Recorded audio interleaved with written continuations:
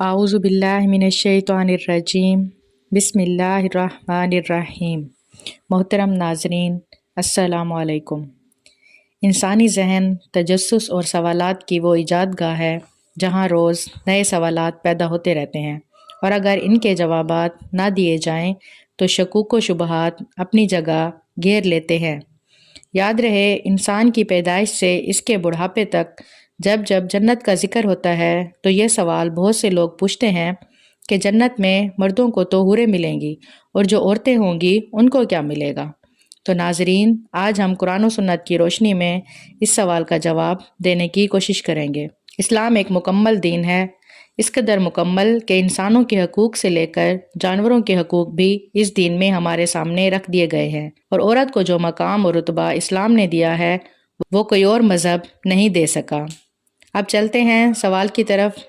ناظرین، جنت میں مردوں کو جہاں حوریں ملیں گی وہیں عورتوں کے لیے بھی انعامات کا ذکر کیا گیا ہے۔ جنت میں داخل ہونے والی خواتین کو اللہ تعالیٰ نئے سرے سے پیدا فرمائیں گے اور کنواری حالت میں جنت میں داخل ہوں گی۔ جنتی خواتین اپنے شوہروں کی ہم عمر ہوں گی اور اپنے شوہروں سے ٹوٹ کر پیار کرنے والی ہوں گی۔ قرآن مجید میں ان تمام باتوں کا ذکر سورۃ واقعہ میں اس طرح بیان کیا گیا ہے: اہل جنت کی بیویوں کو ہم نئے سرے سے پیدا کریں گے اور انہیں باکرا بنا دیں گے۔ اپنے شوہروں سے محبت کرنے والیاں، یہ سب کچھ داہنے ہاتھ والوں کے لیے ہوگا۔ محترم ناظرین، اہل ایمان میں مردوں کے ساتھ کوئی خاص معاملہ نہ ہوگا، بلکہ ہر نفس کو اس کے اعمال کی بدولت نعمتیں عطا کی جائیں گی، اور ان میں مرد و عورت کی کوئی تخصیص نہ ہوگی۔ اور اس بات میں کوئی شک نہیں کہ جنت کی خوشیوں کی تکمیل خواتین کی رفاقت میں ہوگی۔ قرآن مجید میں فرمان الہی ہے: اور داخل ہو جاؤ جنت میں، تم اور تمہاری بیویاں، تمہیں خوش کر دیا جائے گا۔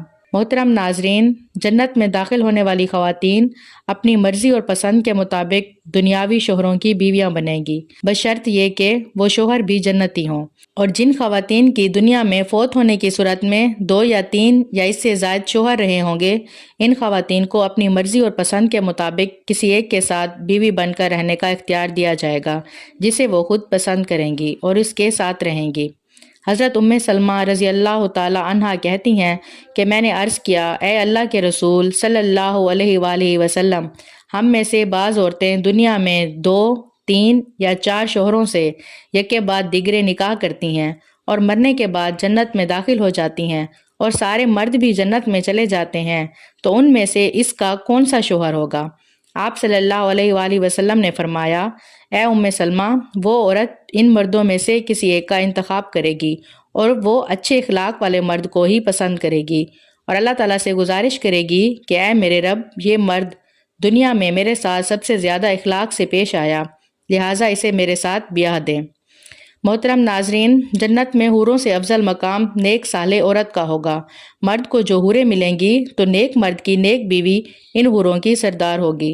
حضرت سلمہ رضی اللہ تعالی عنہ سے روایت ہے کہ میں نے عرض کیا: اے اللہ کے رسول صلی اللہ علیہ وآلہ وسلم، یہ فرمائیے کہ دنیا کی خواتین افضل ہے یا جنت کی حور؟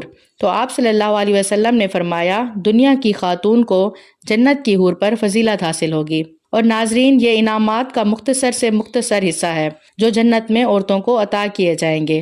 ناظرین، عورت کے اندر فطری طور پر حیا کا مادہ مرد کی نسبت زیادہ ہے، اور وفاداری محبت بھی خالص ایک کے لیے رکھتی ہیں، اور حسن و جمال اور زینت کو پسند کرتی ہیں۔ ان تمام باتوں کی مناسبت سے جنت میں یہ عیش کریں گی، اور نیک عورتیں حوروں پر افضل ہوں گی۔